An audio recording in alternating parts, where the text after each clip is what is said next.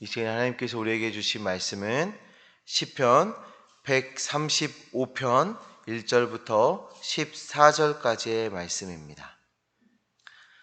우리 찾으셨으면 한 절씩 교도가여 읽도록 하겠습니다. 할렐루야, 여호와의 이름을 찬송하라. 여호와의 종들아 찬송하라. 여호와의 집, 우리 여호와의 성전, 곧 우리 하나님의 성전들에서 있는 너희여, 여호와를 찬송하라. 여호와는 선하시며 그의 이름이 아름다우니 그의 이름을 찬양하라. 여호와께서 자기를 위하여 야곱 곧 이스라엘을 자기의 특별한 소유로 택하셨음이로다. 내가 알거니와 여호와께서는 위대하시며 우리 주는 모든 신들보다 위대하시도다.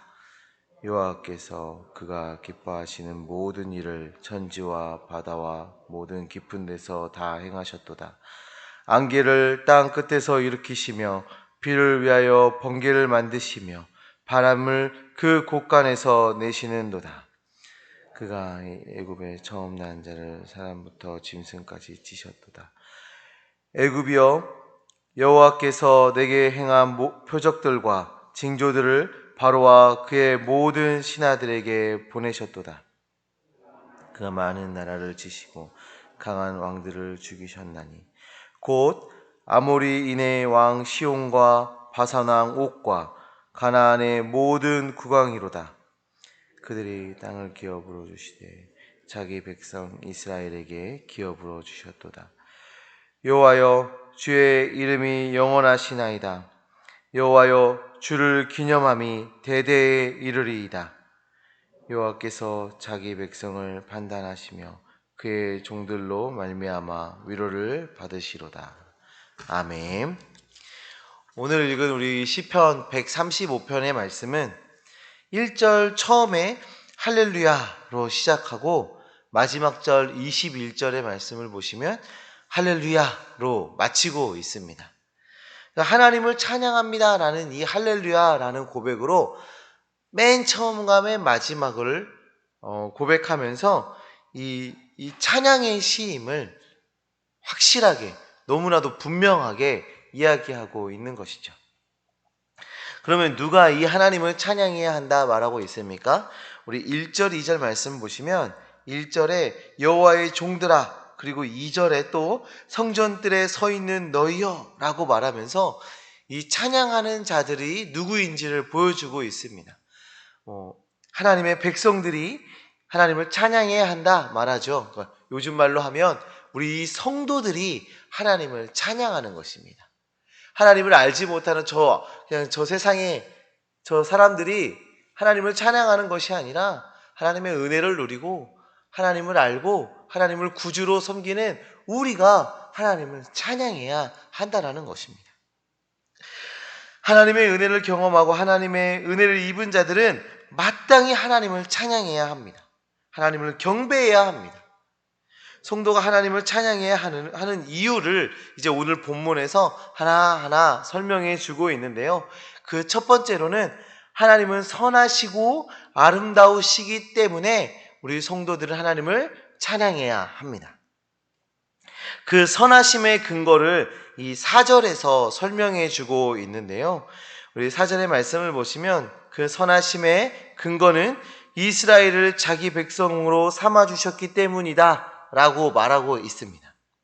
그렇습니다. 하나님께서 선택하시고 하나님의 백성 삼아주시고 은혜를 경험하게 하신 그 자체가 우리에게 선함의 극치를 보여주신 것입니다.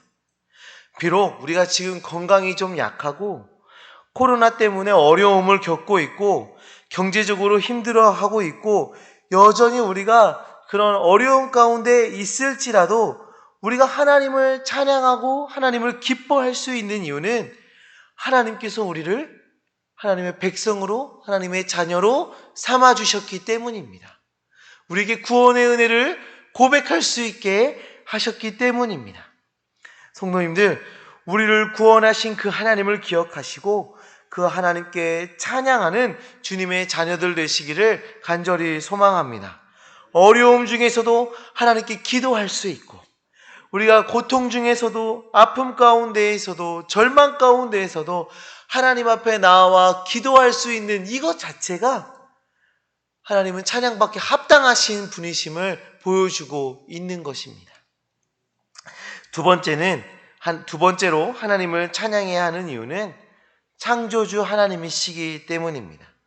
우리 5절의 말씀은 출애굽기 18장 11절에 나오는 이드로의 고백을 인용하는 것인데, 이드로는 그 모세를 통하여서 하나님이 역사하시는 그 일들을 바라보면서 진짜 이분은 하나님이시다, 우리의 주이시다 라는 고백을 하였습니다.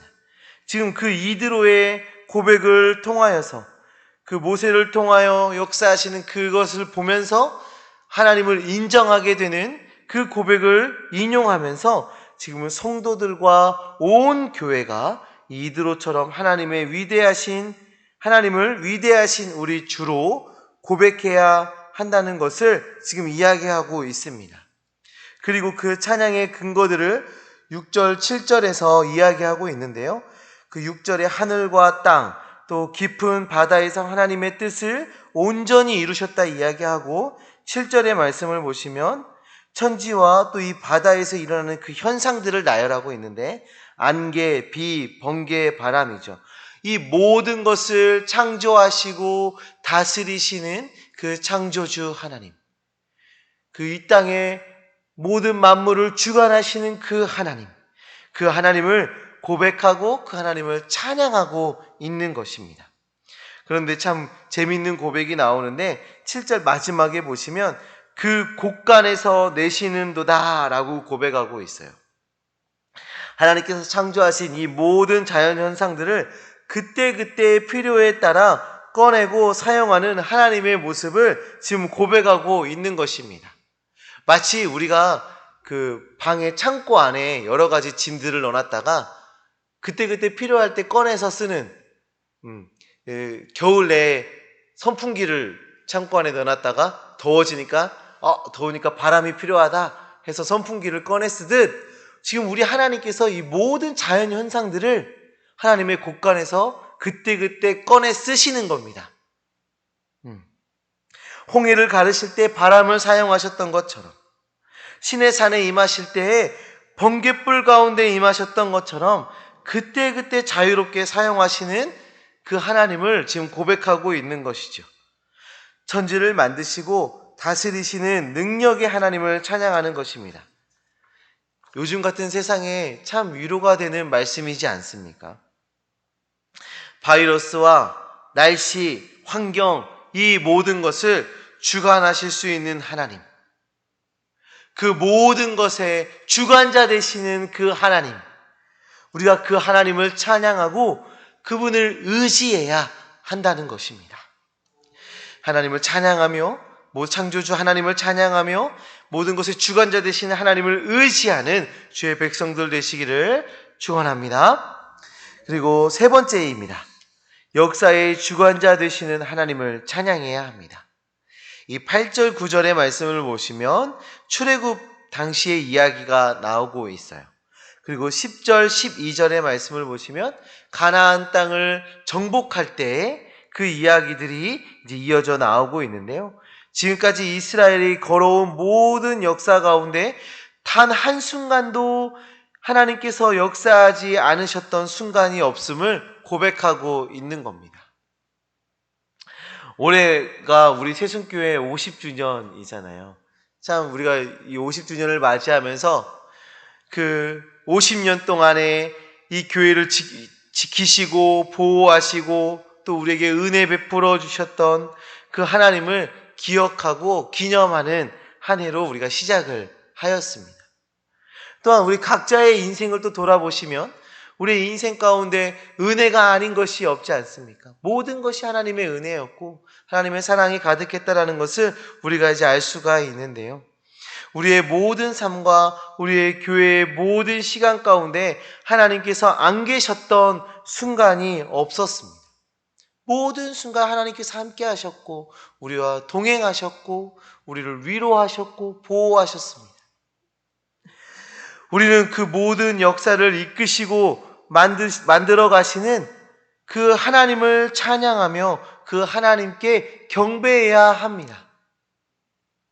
하나님은 찬양받기에 합당하신 분이시며 대대로 기억되어져야 하는 아름다우신 하나님이십니다. 사랑하는 성도님들, 하나님을 찬양하시고 기념하며 살아가는 인생들 되어지시기를 간절히 소망합니다. 우리의 우리의 인생을 돌아보며 또 우리 교회의 역사를 돌아보며 모든 순간 가운데 역사하시고 우리가 고난 중에 있을 때 우리와 함께 하시며 우리 세신교회가 우리가 앞으로 나아가는 그 앞으로의 역사 가운데도 역사하실 그 하나님을 찬양하며 경배하는 주의 백성들 되어주시기를 간절히 소망합니다. 제가 최근에 어떤 말씀을 보면서 그 책을 읽으면서 나왔던 말씀인데요. 찬양과 감사는 아무것도 소유하지 않은 우리가 모든 걸 가지신 하나님께 드릴 수 있는 유일한 선물이다.